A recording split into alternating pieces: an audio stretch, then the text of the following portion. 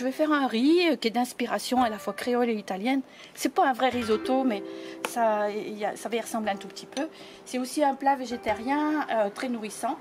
Donc j'ai une base de riz, 2 tiers, on va dire 2 tiers de riz, 1 tiers de lentilles corail. J'ai un oignon, pas trop gros. J'ai une gousse d'ail qui est assez grosse, j'en ai mis rien qu'une parce qu'elle est grosse. Un morceau de curcuma frais. Et puis il me restait à la maison un bonbon piment, donc ça va mettre la petite touche créole. Je le mettrai peut-être pas entier, mais il va apporter un petit peu justement de piment, un petit peu de goût. J'aime bien mettre avec ça. Et puis quand la cuisson sera terminée, eh ben, je rajouterai un petit peu de persil et puis des petits oignons coupés, des oignons verts coupés. Voilà, donc ça sera ça dans la fin de la cuisson. Alors j'ai préparé mes ingrédients, j'ai mis un petit peu d'huile dans ma poêle. Donc je vais mettre ici, il y a l'ail, le curcuma et les oignons. J'ai pas mis de gingembre parce qu'on en a déjà dans le bread, puisque c'est un plat qu'on va manger avec le plat de bread. Donc je fais revenir ça. Vous avez vu que le bonbon piment, j'en ai pris que la moitié, mais je ne mets pas tout de suite. Donc on va laisser un tout petit peu mijoter. J'aime bien laisser un petit peu caraméliser parce que ça donne du goût par la suite.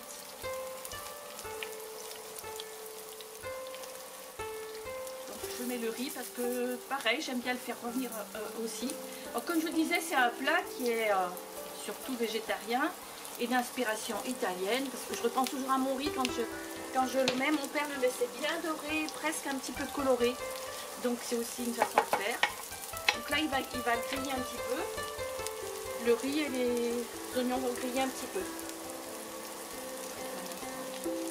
Donc là j'ai laissé un petit peu doré, vous voyez ça commence à griller un petit peu, on a un petit peu des marques de grillé, c'est ce qui va donner du goût entre autres. Et puis le riz commence à prendre une couleur qui est due au curcuma. Donc c'est là où je rajoute mes lentilles corail. Je rajoute également le bonbon piment, je vous rappelais que j'ai dit que j'en mettais que la moitié. Là je vais un petit peu remuer.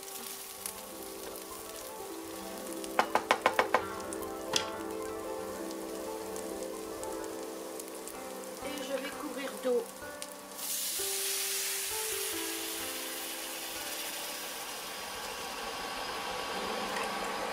Alors il en faut un bon peu parce que ça va gonfler.